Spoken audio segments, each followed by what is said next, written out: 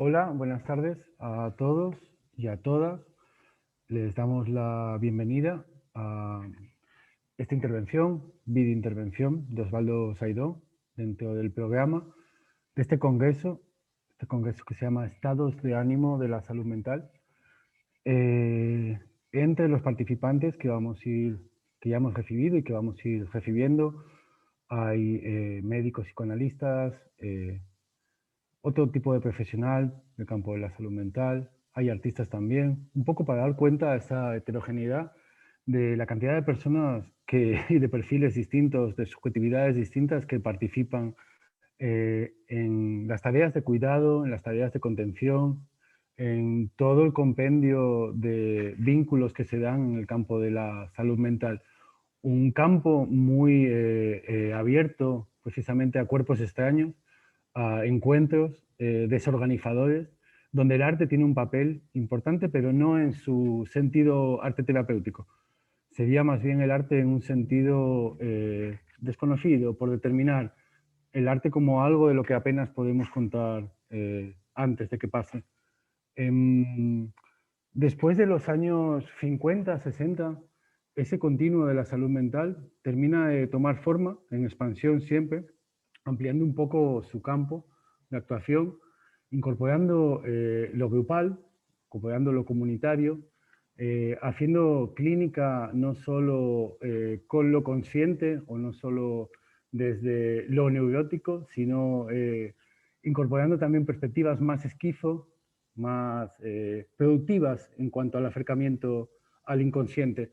Un inconsciente que deja de ser representacional, que deja de estar articulado en torno a un teatro y empieza a ser concebido como una fábrica, como una unidad productiva. Ahora con nosotras está Osvaldo Saidón. Su intervención tiene el de, título de Clínica y Sociedad del Psicoanálisis al Esquizoanálisis. Osvaldo Saidón es médico, psicoanalista y analista institucional. Fue parte activa desde el comienzo del colectivo, de la experiencia de edición, revista, libro, lo grupal, con otros compañeros.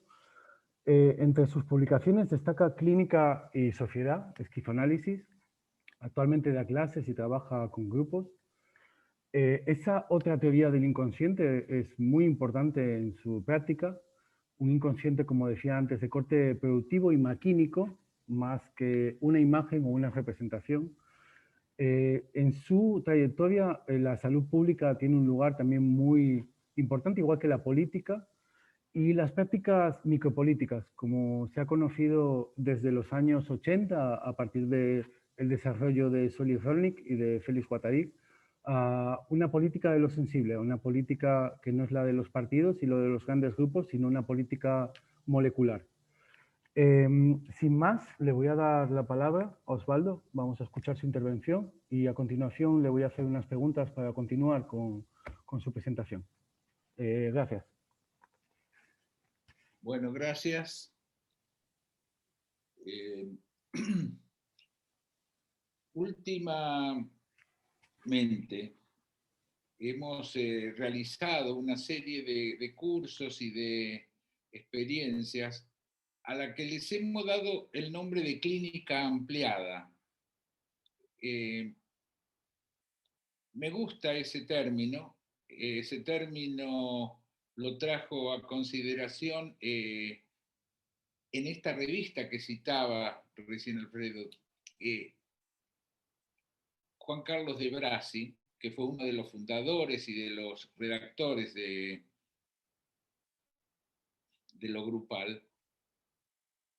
Valga esto para recordarlo, porque él que era filósofo, desde el comienzo fue un apoyo muy importante para entender que nuestra práctica clínica, nuestra práctica de clínica con grupos, nuestra práctica de clínicas en las instituciones, nuestra práctica psicoanalítica en el cotidiano del consultorio, de la consulta, del hospital, tenía una dimensión que apuntaba a a preguntarnos sobre nuestra posición existencial en el mundo. En ese sentido, el estudio de la filosofía fue un elemento importante. Sin duda, el aporte que en un momento hace, por ejemplo, Deleuze y Guattari en el campo de la filosofía y en el campo de una filosofía útil que se puede bajar a la actividad clínica, a la actividad artística, a la realización cinematográfica y sobre todo a lo que podemos llamar una clínica también política, donde el análisis de la estructura de poder, tanto de las instituciones como del modo en que nos insertamos en nuestra labor cotidiana, se volvió un problema fundamental en la historia del psicoanálisis desde sus inicios. La muestra a la que por ejemplo, está hoy en el Malva con el nombre de terapia, muestra cómo el psicoanálisis nació y sus fundadores, básicamente, en el trabajo psicoanalítico, Pichon Rivière y Marie Langer en particular, siempre vieron el psicoanálisis como una herramienta social para el cambio y la transformación social. Y siempre fueron solidarios con lo que se llamó a nivel mundial el freudomarxismo. En realidad, digo nosotros porque todo el grupo que después se dedicó a una práctica más ligada a lo que podemos llamar de una clínica ampliada, o sea, una clínica que no solo se ocupa de la neurosis, de los problemas familiares, de los problemas del cotidiano de alguien, sino también del modo en que eso está afectando lo social y cómo lo social lo afecta, está en la propia ideología de muchos de los fundadores del psicoanálisis, hasta que entra en una crisis profunda, cuando realmente no había cómo dejar de lado lo social en el Cordobazo, y un grupo grande de psicoanalistas se separan de la Asociación Psicoanalítica y fundan los dos grupos que se llamaron Plataforma y Documento, y digo esto porque este sin duda es un antecedente para cuestionar el modo en que se pensaba, ¿no? Que se pensaba el inconsciente fuera de un modelo familiarista. Una vez en crisis, ya al final de los años 60, comienzo de los 70, esta relación en el psicoanálisis argentino que se expresa en una división muy importante,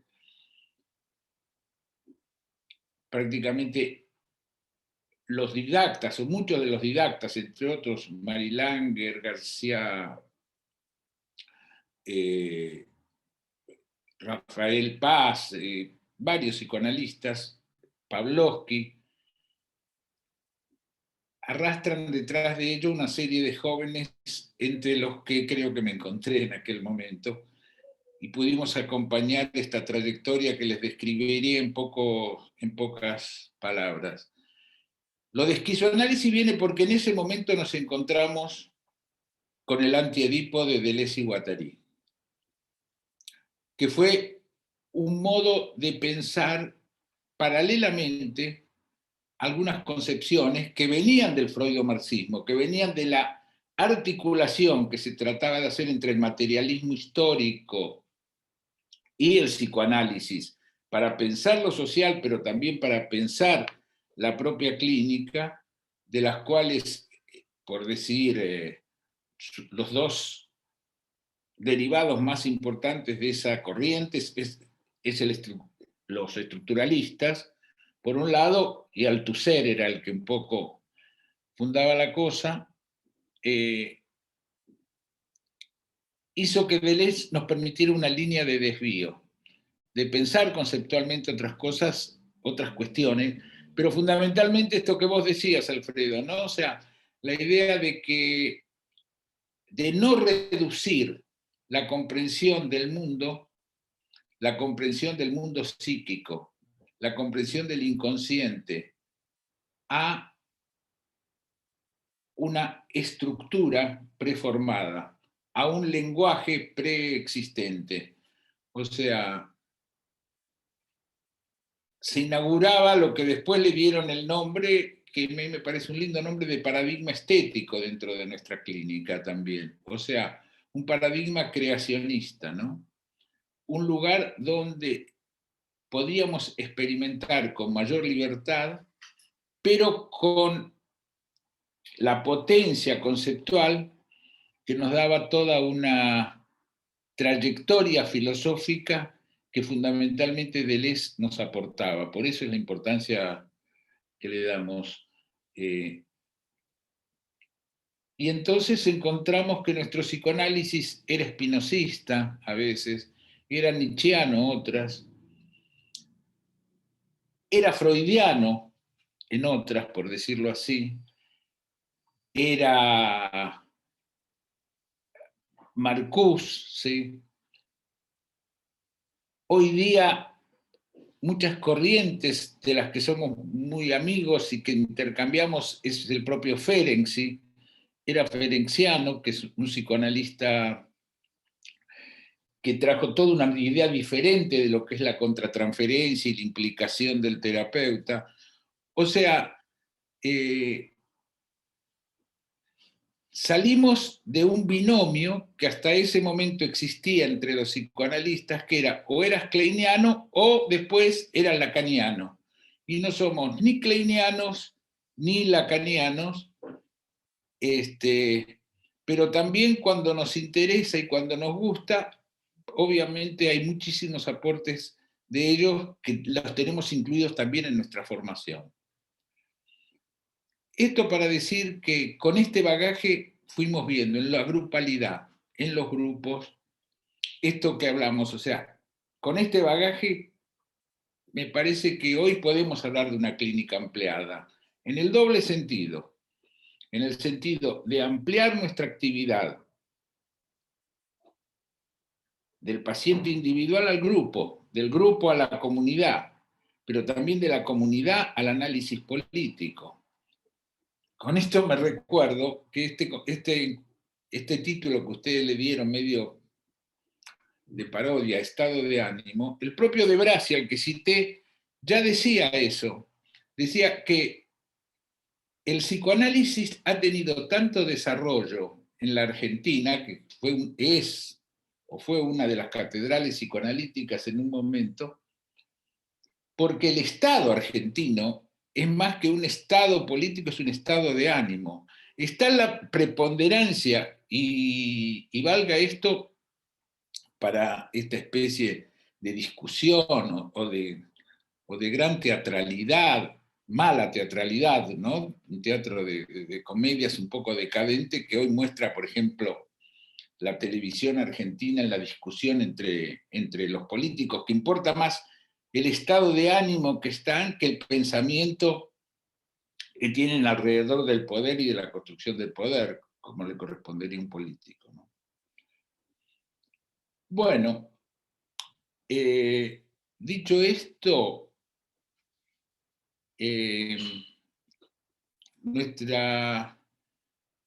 la marca de lo que hoy podríamos llamar, de lo que hoy me parece se ha constituido, como podemos llamar si queremos, de clínica ampliada, de esquizoanálisis, de filoanálisis, de cartografía, como usa también Rolnik, ¿no? Está sustentada mucho más en una actividad micropolítica, en ver la práctica clínica también como una actividad micropolítica, pero también ver a la clínica ampliada como que en el propio tratamiento de un paciente, en el propio padecimiento, en la ¿cómo decir? En la propia sofrenza, me sale que me gusta la palabra en italiano, en el propio sufrimiento que trae, hay una ampliación que no se puede reducir simplemente a su historia y a su biografía individual, y que su explicación y su develamiento tiene que ver con una práctica siempre colectiva, ¿no? O sea, pasamos del individuo al grupo familiar, al grupo extenso, pero también del grupo a la comunidad, al Estado, y por qué no al cosmos. Yo creo que no es casual que la última obra de Guattari se llame Cao Cosmos, ¿no? O sea, eh, sufrimos, nos enfermamos y solo nos curamos, por decirlo de alguna manera, en conexión con problemas que no solo tienen que ver, obviamente, con el reducido cotidiano, el pequeño secretito familiar que tenemos escondido, sino con la posibilidad de lanzarnos a un riesgo de entender el misterio del mundo. Esto, en este momento de pandemia, ¿no? En este momento de colapso, casi, de colapso humanitario, adquiere una significación muy importante, ¿no? O sea, hoy día yo les diría, para los que escuchen esto, que no podemos hacer un grupo operativo como hacemos, un grupo de reflexión con los residentes en los hospitales, no podemos hacer un grupo terapéutico, inclusive donde la gente viene con sus sufrimientos, con la relación con sus hijos, con el encierro, con todo lo que está pasando, sin realmente abrir una dimensión de análisis que vaya más allá y de un inconsciente que algunos llamaron de inconsciente colectivo, inconsciente ampliado, y que Deleuze nos introdujo. Les recomiendo cualquier texto de él, abre a la posibilidad de pensar el inconsciente mucho más allá de lo que tradicionalmente se pensaba. Él habla de un inconsciente de las ciudades, hay un inconsciente de la arquitectura, hay un inconsciente que fundamentalmente es el encuentro no con el lenguaje y con la estructura del lenguaje, me parece que es el encuentro fundamentalmente con la creación y con lo que podemos llamar la potencia y el modo en que esas potencias se expresan, y hoy tenemos que hacer como algo que decía, ¿qué sería tratar hoy? Yo pensaba, ¿no? El otro día escuché una frase de Kafka, no me acuerdo muy bien, pero que decía algo de eso. Dice,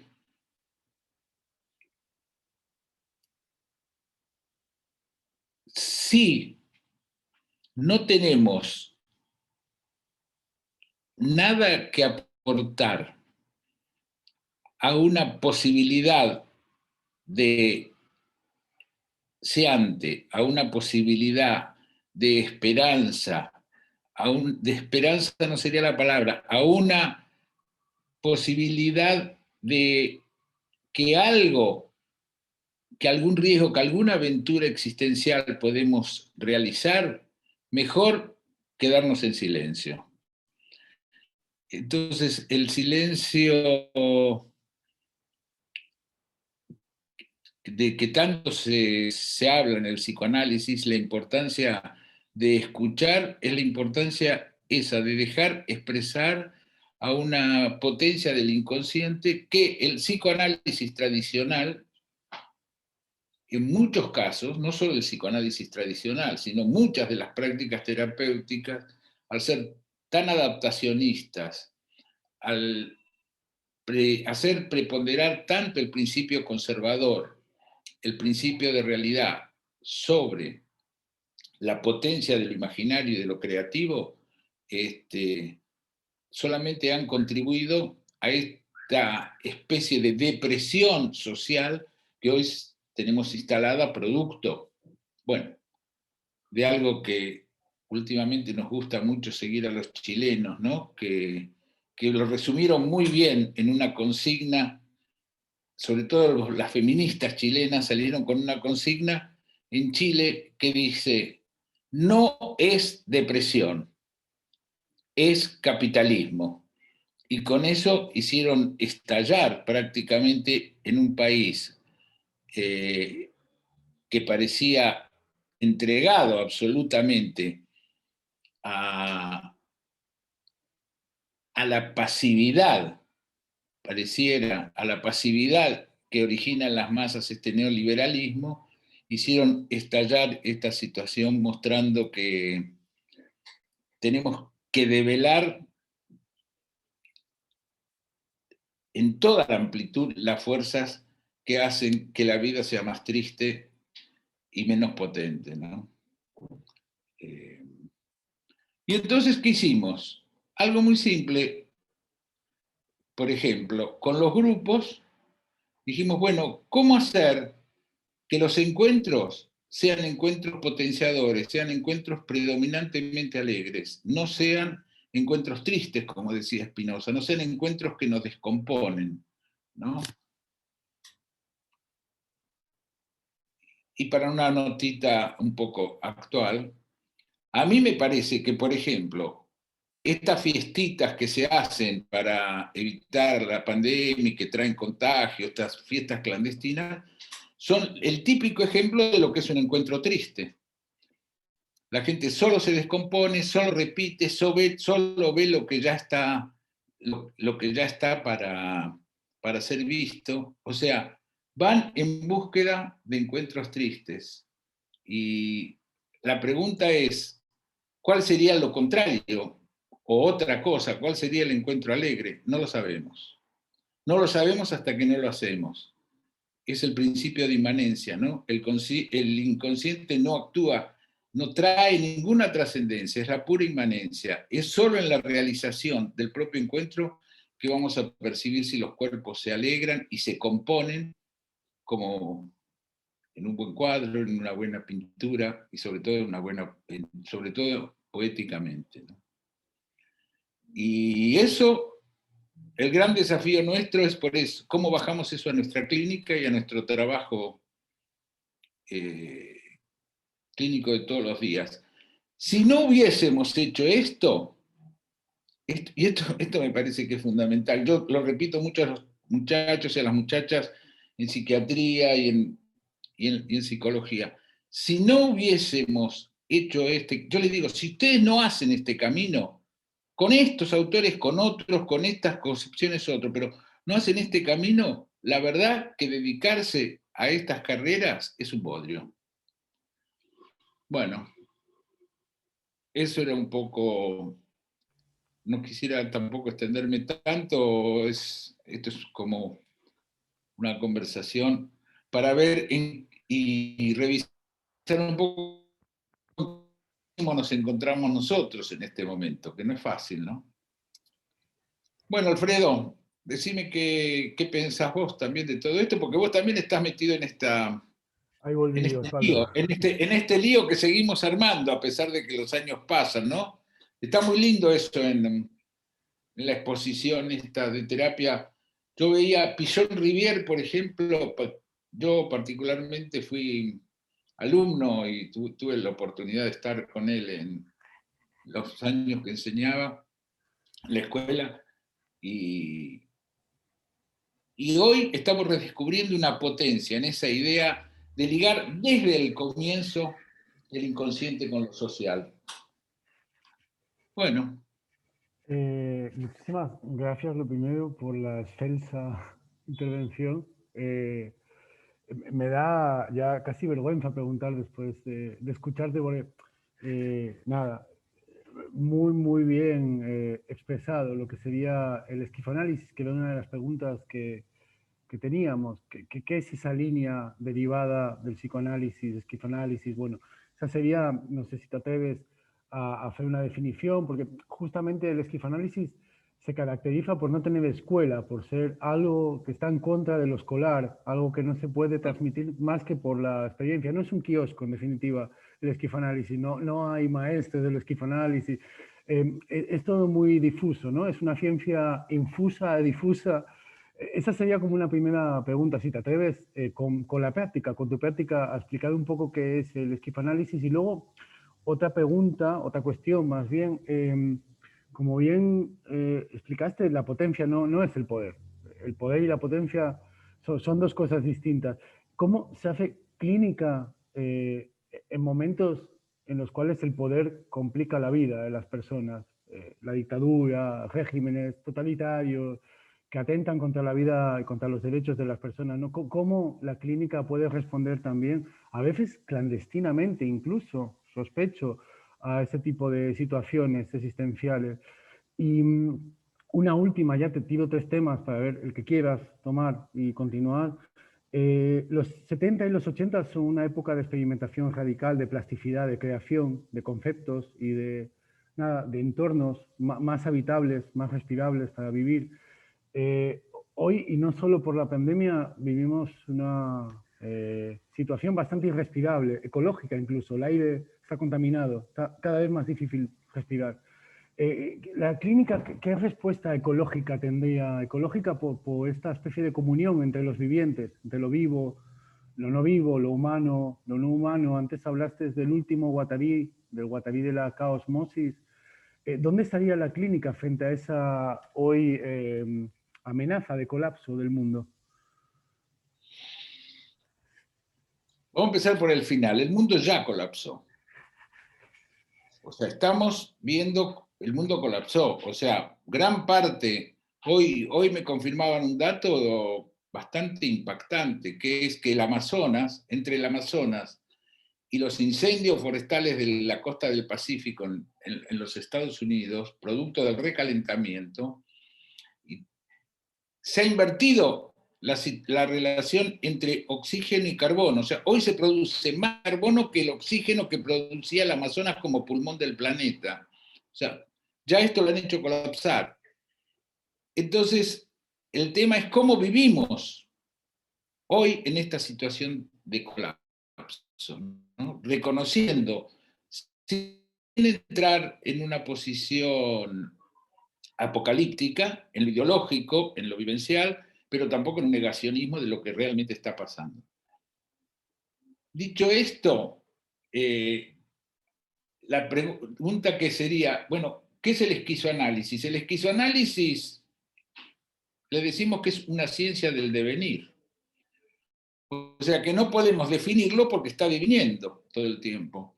Es una ciencia donde no hemos abandonado el término esquizoanálisis, es un poco fuerte, porque no nos olvidemos que el texto que da origen a esto es el Antiedipo como crítica al familiarismo, pero abajo capitalismo y esquizofrenia. O sea, relacionar necesariamente el padecimiento y la clínica con el capitalismo, cómo actúa molecularmente en todos nosotros. Esto sería el aspecto esquizoanalítico. En lo concreto, la pregunta que me haces nos las han hecho muchas veces. Bueno, pero ¿qué hacemos nosotros en una sesión, en una terapia, cuando alguien viene con sus problemas, con su ataque de pánico, por ejemplo?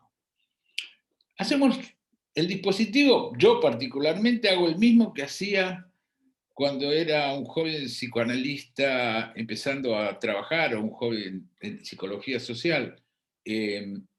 Trabajo en general 50 minutos y converso, o sea, iniciamos una conversación, o sea, no es que tenemos dispositivos extraños, hemos experimentado muchos, hemos experimentado con las drogas lisérgicas, experimentamos mucho con el psicodrama, experimentamos tanto que hay toda una corriente, se llama esquizodrama, que ha fundado Gregorio Barenblit, con el cual también hemos compartido todo este desarrollo de los grupos de estudio primero y después de trabajo de esquizoanálisis en Brasil durante el exilio.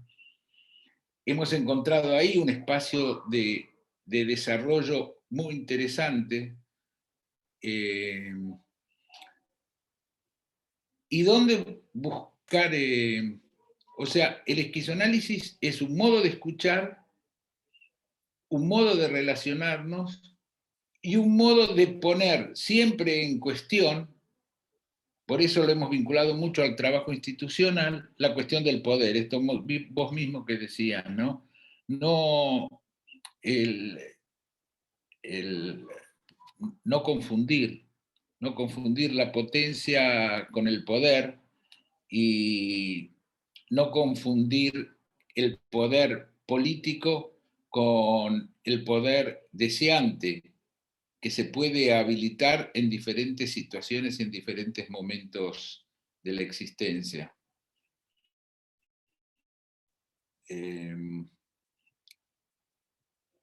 Había otra pregunta que hiciste que me pareció interesante y no recuerdo. Era referida al... Sí, a ver cómo era, te pregunté por cómo se hace esquizoanálisis o cómo se practica la clínica, esta clínica más... Bueno, esto que te decía, básicamente nosotros encontramos en el dispositivo grupal y en el grupo terapéutico, por ejemplo, hoy tenemos un desafío. ¿Cómo hacemos grupo con Zoom? Esto que está pasando. Guattari había dicho, cuando comenzó, hace muchísimos años, toda la cuestión cibernética, a decir que la cibernética podía darnos un enorme poder micro y molecular de transformación y de información, o podía llevar a una molaridad de tipo fascista.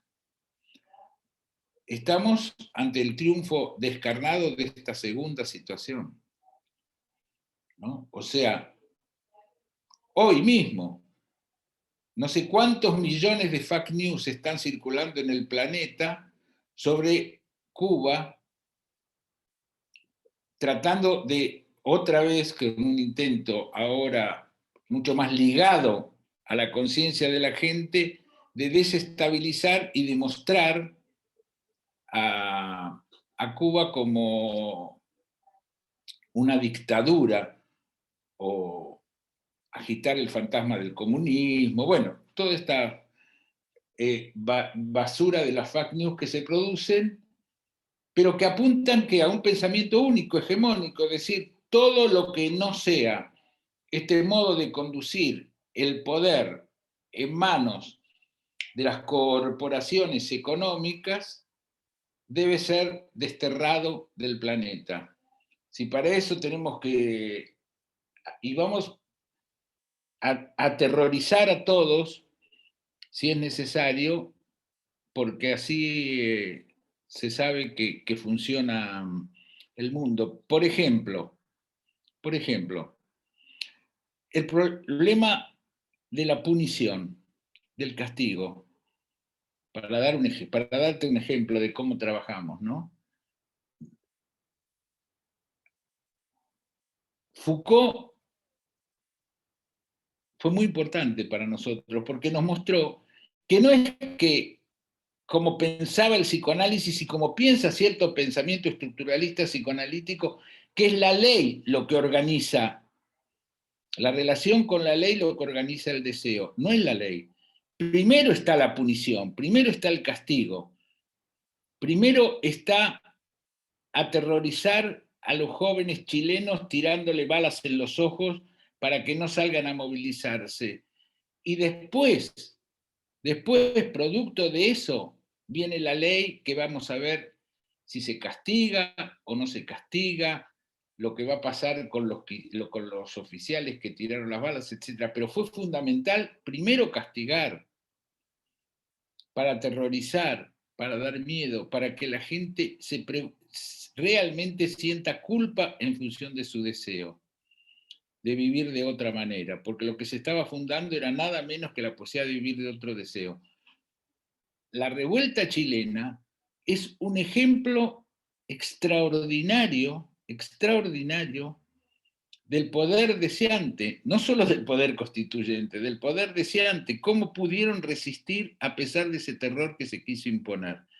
Esto me parece que es clínica empleada y esto es un movimiento psicoanalítico que realmente tenga el coraje de enfrentar los problemas, incluso en el caso de la salud mental, los problemas de salud mental, y no retroceda, ¿no? Podemos hasta leer así, cuando Lacan dice esa linda frase que tiene, dice, no retroceder ante la psicosis, después creo, no sé si han conseguido hacerlo los lacanianos, pienso que no, pero sí, Lacan lo que estaba dándonos como ocasión es eso, no retroceder ante las grandes dificultades y no pensar que de lo que se trata es solamente de reparar, sino de inventar otro mundo, ¿no? Y la psicosis, la locura, lo esquizo, se mantiene por eso, porque no es solo un lugar de padecimiento, sino también un lugar de invención, de esquicias.